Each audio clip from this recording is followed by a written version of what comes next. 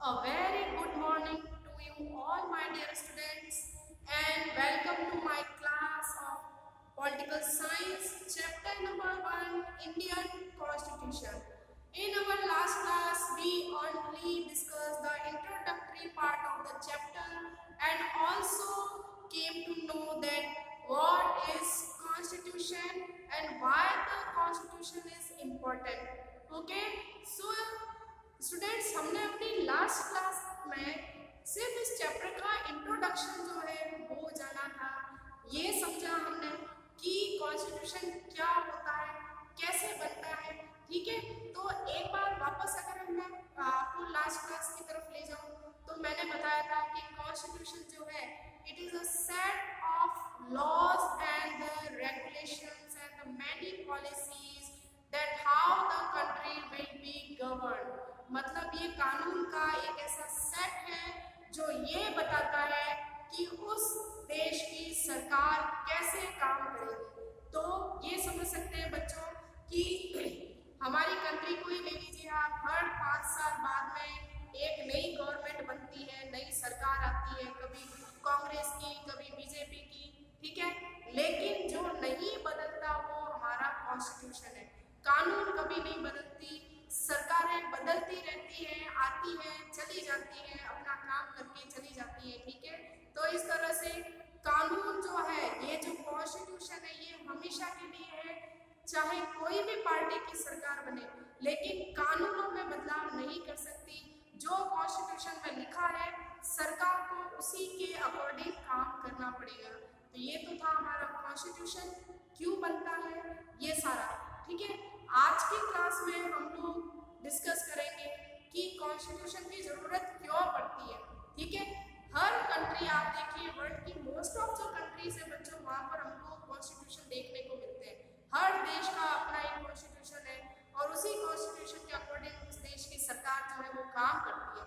ठीक है, अब पहली चीज ये समझिए बच्चों कि जो कॉन्स्टिट्यूशन है, कोई जरूरी नहीं है कि दुनिया के जितनी भी डेमोक्रेटिक कंट्री है सिर्फ उनका कॉन्स्टिट्यूशन है, बाकी का नहीं है।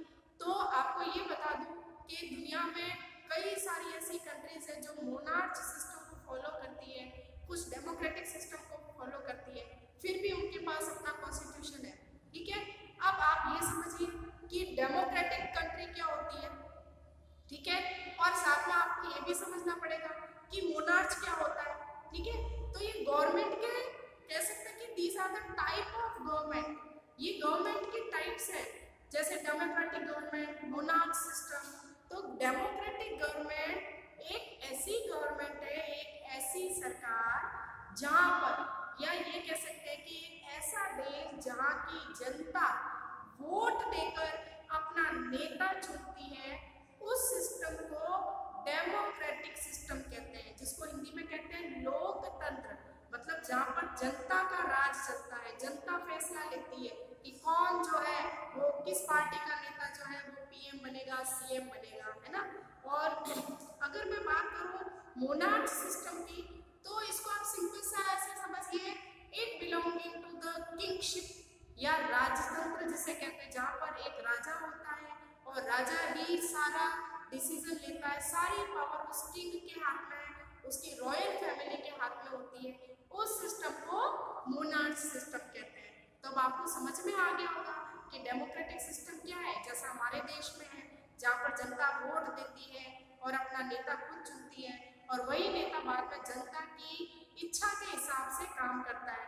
ठीक है, और मोनार्च सिस्टम ऐसा सिस्टम जहाँ पर राजा राज करता है, जहाँ पर सारी पावर उस किंगडम की राजा के हाथ में होती है, उस सिस्टम को मोनार्च सिस्टम कहते हैं। ठीक है, अब हम लोग बात कर रहे थे कि कॉन्स्टिट्यूशन किन देशों का बन सकता है।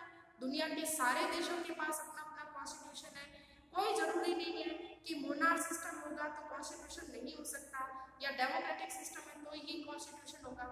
कोई भी कंट्री, चाहे वो मोनार्च हो चाहे डेमोक्रेटिक कंट्री हो, सारी कंट्रीज के अपने अपने कॉन्स्टिट्यूशंस होते हैं। ठीक है, तो पहली चीज तो आपको ये समझ लेनी है कि आज की तारीख में दुनिया में सारे देशों के अपने अपने कॉन्स्टिट्यूशन है, कुछ देशों को छोड़कर। ठीक है, और इसके अलावा अब दूसरी चीज जो हम क्लास में जानेंगे बच्चों कि कॉन्स्टिट्यूशन इम्पोर्टेंट क्यों है। क्यों जरूरत पड़ती है कि सारे देशों ने अपने अपने कॉन्स्टिट्यूशन बना रखे? तो उससे पहले हम लोग एक एग्जाम्पल जानेंगे, नेपाल की कहानी है वो हम लोग समझेंगे। तो स्टार्ट करते हैं बच्चों, हमारा जो टॉपिक है उसके ऊपर हम बात करेंगे। The most countries of the world have constitution. It is not necessary that all countries that have constitution are the democratic, it can be monarchs also. तो ये ध्यान रखिए कि वर्ल्ड में सारी कंट्रीज के पास अपने अपने कॉन्स्टिट्यूशन है। कोई जरूरी नहीं है कि कोई कंट्री डेमोक्रेटिक होगी तभी उसके पास उसका कॉन्स्टिट्यूशन होगा। कई सारी ऐसी कंट्रीज है जो मोनार्च सिस्टम को फॉलो करती है, फिर भी उनके पास में कॉन्स्टिट्यूशन है। मतलब जहाँ पर राजा का राज है लेकिन फिर भी कॉन्स्टिट्यूशन के अकॉर्डिंग वहाँ का रूलर काम करता है। ठीक है, मतलब कानून के हिसाब से ही चलता है वहाँ पर भी जो रूलिंग होता है वो। अब हम यहाँ पर बच्चों एग्जाम्पल ले रहे हैं नेपाल का। Nepal is the neighbouring countries of India situated in the north east. Nepal Bharat की नेबरिंग कंट्री है, आप सबको पता है ना। अब यहाँ पर अगर हम बात करें 2006 तक नेपाल के अंदर मोनार्ची सिस्टम लागू था, मतलब यहाँ पर राजा का राज चलता था। ठीक है, राजतंत्र लागू था। सारा पावर, सारी शक्ति, जो भी डिसीजन लेने हैं, जो भी कानून कायदे बनाने, सारा काम कौन करता था? जो नेपाल का किंग होता था, जो नेपाल का राजा होता था वो करता था। लेकिन 2005 के बाद में यहाँ पर जनता जो है, यहाँ की जो नेपाल की जो जनता थी, उन्होंने रिवॉल्यूशन किया, क्रांति की, विद्रोह किया और राजा को उसके पद से हटा दिया और यहाँ पर बाद में डेमोक्रेटिक सिस्टम को अपनाया गया। ठीक है, और बाद में यहाँ पर नेपाल का नया कॉन्स्टिट्यूशन भी बना। आपको ये भी बता दो कि बच्चों नेपाल का कॉन्स्टिट्यूशन एक बार में नहीं बना, कम से कम अभी तक में नेपाल का कॉन्स्टिट्यूशन 3 टाइम बन चुका है और वापस नया बन चुका। मतलब एक बार 2005 में बना, फिर वापस उसमें उससे पहले 1990 में बना, 1990 में नेपाल का कॉन्स्टिट्यूशन बनाया गया ताकि राजा पर कंट्रोल रखा जा सके। उसके बाद में 2005 में बनाया गया, उसके बाद में 2015 में वापस बनाया गया। तो इस तरह से नेपाल का कॉन्स्टिट्यूशन कई बार बना है। ठीक है, तो यहाँ हम नेपाल के बारे में कुछ चीजें जानेंगे बच्चों। जैसे देखिए, नेपाल वाज मोनार्च, मतलब नेपाल पहले एक मोनार्च कंट्री थी जहाँ पर राजतंत्र था। Constitution of the 1990s of Nepal reflect that the final authority rested with the king. अब 1990 के अंदर एक कॉन्स्टिट्यूशन था नेपाल का जिसमें ये कहा गया था कि जितनी भी नेपाल की जो अथॉरिटी है, फाइनल अथॉरिटी है, जो अपन कह सकते हैं कि जितना भी पावर है वो किंग के हाथ में होगा, मोनार्च के हाथ में होगा, या जो नेपाल का राजा होगा उसी के सारे फैसले माने जाएंगे। तो अब आप सोचिए बच्चों कि अगर आपको सब पावर दे दी जाए, सारी शक्तियाँ आपके पास हो, तो क्या आप, ऐसा भी तो पॉसिबल है कि अपनी शक्ति का, अपने पावर का गलत यूज करेंगे? और आपको पता है इंसान की तो फितरत ही ऐसी होती है कि जब उसके पास ज्यादा पावर आता है तो इंसान जो है गलत रास्ते की तरफ जाता है। उसे लगता है कि मुझे रोकने वाला कोई नहीं है, मुझे टोकने वाला कोई नहीं है। आप देखिए कि मान लीजिए कि एक दिन के लिए आपको घर का हेड बना दिया जाए तो आप क्या करेंगे? बिल्कुल अपनी मन मर्जी करेंगे, कुछ भी करेंगे। क्यों? क्योंकि तो आपको तो हेड है, आपको तो सारे पावर मिले हुए। तो इसी तरह से किसी की पावर का गलत यूज ना हो, इसीलिए 1990 के अंदर हम देखते हैं कि यहाँ पर 1990 के अंदर जो नेपाल का कॉन्स्टिट्यूशन बना था उसमें ये कहा गया था कि नेपाल की सारी जो फाइनल अथॉरिटी, जो फाइनल पावर है वो वहाँ के मोनार्च के, किंग के हाथ में होगा। अब इससे हुआ क्या? जनता परेशान होने लगी। The people of Nepal fought for several decades to establish the democracy. लेकिन नेपाल की जनता चाहती थी, डिमांड कर रही थी कि हमारे देश के अंदर भी डेमोक्रेसी शुरू होनी चाहिए। मतलब जनता को अधिकार होना चाहिए कि हम अपना नेता खुद चुने, राजा का राज नहीं चलेगा। तो इसीलिए 2006 के अंदर नेपाल बिकम डेमोक्रेटिक। 2006 में नेपाल के अंदर जो है यहाँ की जनता ने राजा को हटा दिया और 2006 में ये एक डेमोक्रेटिक कंट्री बन गया। And people had to write a new constitution. और बाद में 2006 के अंदर नेपाल का नया कॉन्स्टिट्यूशन बनाने की तैयारी की गई। ठीक है, तो यहाँ पर आप समझ गए होंगे, पहले यहाँ राजा का राज था, कॉन्स्टिट्यूशन बन गया और यहाँ पर डेमोक्रेटिक कंट्री बन गई।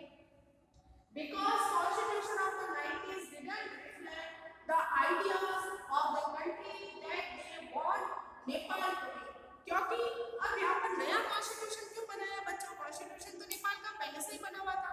वो इसीलिए नया बनाया क्योंकि 1990 का जो पुराना वाला कॉन्स्टिट्यूशन था वो कहीं पर भी कंट्री की डेमोक्रेसी को रिफ्लेक्ट नहीं करता था।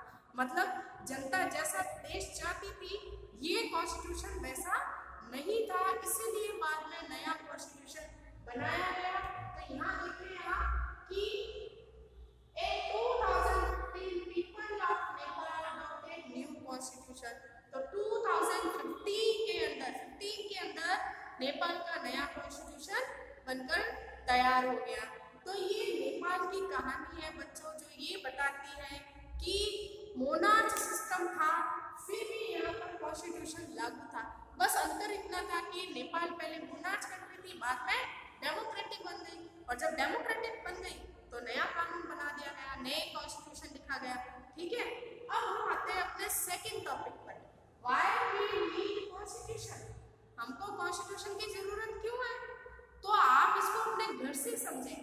मान लीजिए फॉर एग्जाम्पल, आप सबको पता है बच्चों कि हम लोगों के घर के कुछ कानून कायदे हैं जिनको घर के सारे मेंबर फॉलो करते हैं।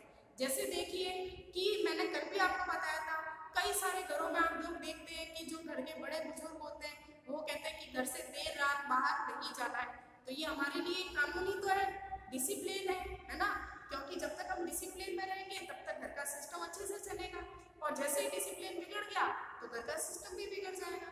तो सबको कंट्रोल करने के लिए जिस तरह घर के अंदर हमारे कुछ कानून कायदे होते हैं, उसी तरह से कंट्री में सरकार को, गवर्नमेंट को कंट्रोल करने के लिए भी कुछ रूल रेगुलेशन जो होते हैं वो बनाए जाते हैं, जिसको हम कॉन्स्टिट्यूशन कहते हैं। तो अब यहाँ पर बच्चों हम लोग कुछ पॉइंट के जरिए जानेंगे कि किसी भी कंट्री के लिए कॉन्स्टिट्यूशन जरूरी क्यों है। तो सबसे पहला पॉइंट जिसके कारण ये पता चलता है कि कॉन्स्टिट्यूशन जरूरी है, देखेंगे हम लोग, it define the nature of country political system. It is stated that the country will be ruled by a king or adopted a democratic form of government. सबसे पहली बात, कॉन्स्टिट्यूशन हमें किसी भी कंट्री के पॉलिटिकल सिस्टम का nature बताता है। मतलब यहाँ पर कंट्री का पॉलिटिकल सिस्टम कैसा है, मतलब यहाँ पे गवर्नमेंट जो है या सरकार जो, किस तरह की सरकार है, डेमोक्रेटिक गवर्नमेंट है या मोनार्च सिस्टम है। मतलब यहाँ पर जो शासन चल रहा है वो डेमोक्रेसी के जरिए चल रहा है या फिर राजा के जरिए चल रहा है। तो सबसे पहली बात, कॉन्स्टिट्यूशन हमें ये बताता है कि किसी भी कंट्री का पॉलिटिकल सिस्टम कैसा है। ठीक है, second thing, the in democracy we choose our leaders, but there is always the possibility that these leader might misuse their power. So Constitution provides safeguard. अब याद रखिए सेकंड पॉइंट, कॉन्स्टिट्यूशन जरूरी क्यों है? क्योंकि ये हमारे राइट्स को, हमारे अधिकारों को सेफगार्ड करता है। कैसे? क्योंकि आपको पता है कि जैसे देख लीजिए इंडिया में देखिए डेमोक्रेटिक सिस्टम है, वोट देते हैं हम लोग, वोट देते हैं, बाद में हम अपना पसंद का नेता चुनते हैं और वही नेता जो आगे जाके सरकार चलाता है हमारी इच्छा के हिसाब से। लेकिन ये भी तो पॉसिबल है ना कि जो रिप्रेजेंटेटिव हमने चुना है, जिसे हमने नेता चुना है, वो अपनी मन मर्जी करने लगे, तब आप क्या करेंगे? ये भी तो हो सकता है। आप देखिए नरेंद्र मोदी जो है अभी पीएम है, अपनी मन मर्जी से पूरी कंट्री को चला सकते हैं, कुछ भी कर सकते हैं। लेकिन क्या ऐसा पॉसिबल है? नहीं है, क्योंकि कॉन्स्टिट्यूशन में पहले से ही कानून बने हैं और उन कानूनों को कोई नहीं तोड़ सकता। तो कहने का मतलब सेकंड थिंग, कॉन्स्टिट्यूशन हमारे राइट्स को सेफगार्ड करता है, ये इंश्योर करता है कि जो भी गवर्नमेंट चलाएगा वो अपनी पावर का मिसयूज नहीं कर सकता। मतलब कोई भी, चाहे वो सीएम हो चाहे पीएम हो, अपनी इच्छा से देश नहीं चला सकते, उसी हिसाब से चलाना पड़ेगा जिस हिसाब से कॉन्स्टिट्यूशन में लिखा गया है। ठीक है, तो सेकंड थिंग क्या हो गई, जो कॉन्स्टिट्यूशन है वो मिसयूज करने से रोकता है जो लीडर्स हैं उनको। अब आते हैं बच्चों हम आगे, द इंडियन कॉन्स्टिट्यूशन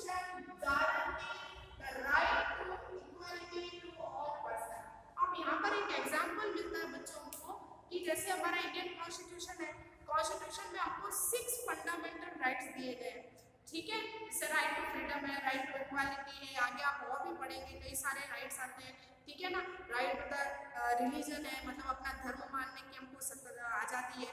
तो इस तरह से जिस तरह से देखिए यहाँ पर कि इंडियन कॉन्स्टिट्यूशन हमको इक्वालिटी का राइट दे रखा है, मतलब we all are equal toward the law.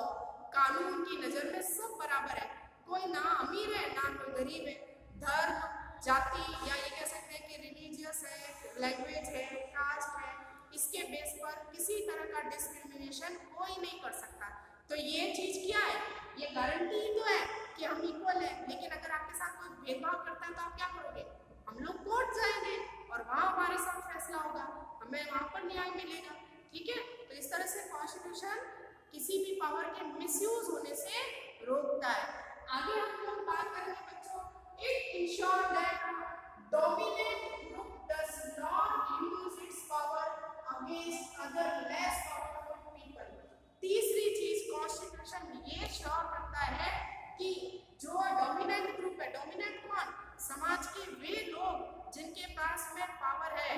जैसे आप देखिए जो रूलिंग पार्टीज हैं, जैसे बड़े बड़े नेता लोग हैं, बड़े बड़े बहुत ही बड़े बिजनेसमैन हैं, उनके पास इतना पावर है, इतना पैसा है कि ये कुछ भी कर सकते हैं। लेकिन क्या हम लोगों ने कभी देखा है कि ऐसा कुछ बुरा हुआ हो, या ऐसा आपने कभी देखा हो कि बहुत ही बड़ा जैसे टाटा अंबानी इतना पैसा है कुछ भी कर सकता है, लेकिन कभी गलत काम हमने नहीं देखे। क्यों?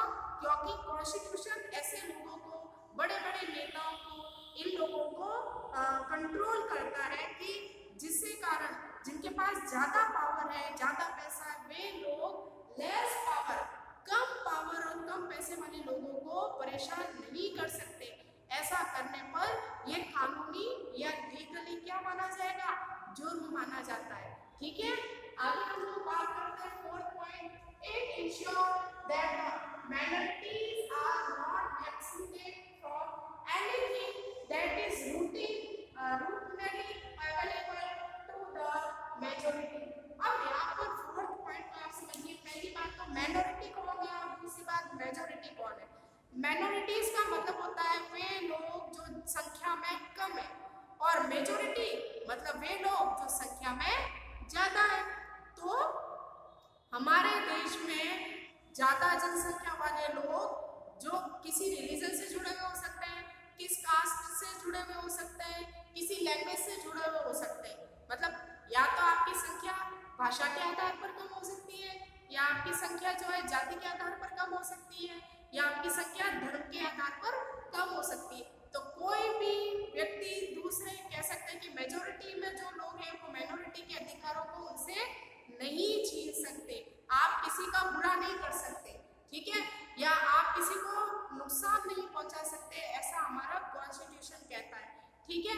अगला हमारे बच्चों पॉइंट देखें, it helps to protect us against the certain decision we might take that could have an adverse।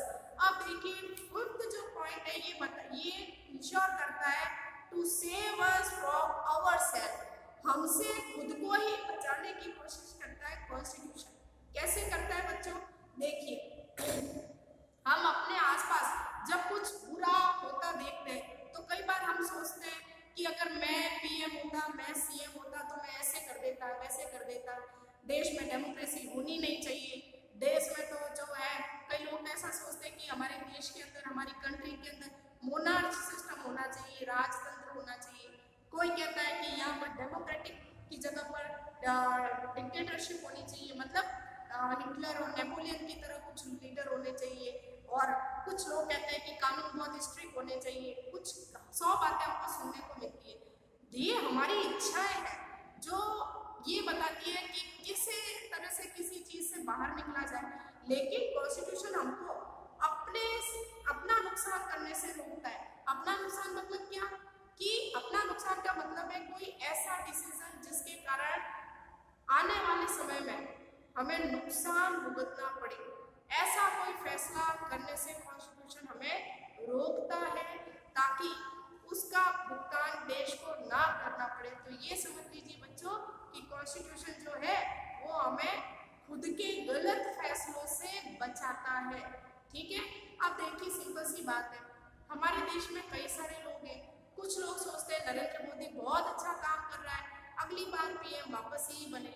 कुछ लोग सोचते हैं कि पीएम नरेंद्र मोदी ने देश को बर्बाद करके रख दिया है, ऐसा पीएम अगली बार नहीं बनना चाहिए, ठीक है। और दूसरी तरफ आप ये भी तो सोचिए कि अगर नरेंद्र मोदी पीएम नहीं होंगे तो उसकी जगह पर क्या आपके पास दूसरा ऑप्शन है? कई बार हम सोचते हैं कि सरकार को जल्दी से जल्दी हटा दिया जाए, लेकिन इसका बुरा नुकसान ये होगा, इसका गलत असर ये होगा बच्चों कि वापस देश के अंदर अचानक से वोट कराने पड़ेंगे, इलेक्शन कराने पड़ेंगे।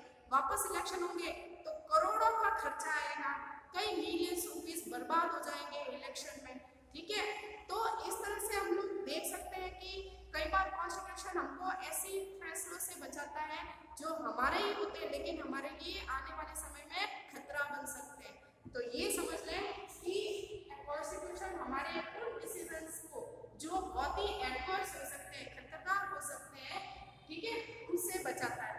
तो इस तरह से बच्चों हम लोग ये जो आज की क्लास में हम पढ़ रहे हैं कि व्हाई वी नीड कॉन्स्टिट्यूशन, तो आप ये समझ लीजिए कि कॉन्स्टिट्यूशन कानून की ऐसी किताब जो हमारे लिए बहुत जरूरी है। कॉन्स्टिट्यूशन है तभी तो सरकार ढंग से काम कर रही है, कॉन्स्टिट्यूशन है तभी तो कोई भी नेता अपनी मन मर्जी नहीं कर सकता।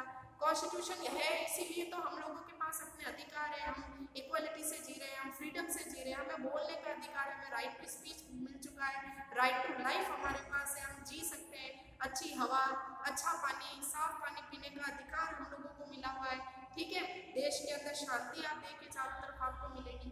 तो इस तरह से कह सकते हैं कि कॉन्स्टिट्यूशन ओवरऑल हम लोगों के रहने लायक एनवायरनमेंट क्रिएट करता है जहाँ पर हम मिलजुल कर, यूनाइटेड होकर शांति से रह सकते हैं। तो इस तरह से बच्चों आप लोगों ने देखा कि हम लोगों ने अभी तक जो इंडियन कॉन्स्टिट्यूशन की नीड क्यों है ये हम लोगों ने यहाँ पर जान लिया है। अब कल की क्लास में हम लोग इसी टॉपिक को आगे कंटिन्यू करेंगे और भी चीजें जानेंगे जिससे आपको ये पता चलेगा कि किसी भी देश के पास उसका कॉन्स्टिट्यूशन होना कितना जरूरी है, ठीक है। तो बच्चों आज की क्लास में बस इतना ही, कल वापस मिलेंगे एक नए टॉपिक के साथ, तब तक के लिए thank you and good bye.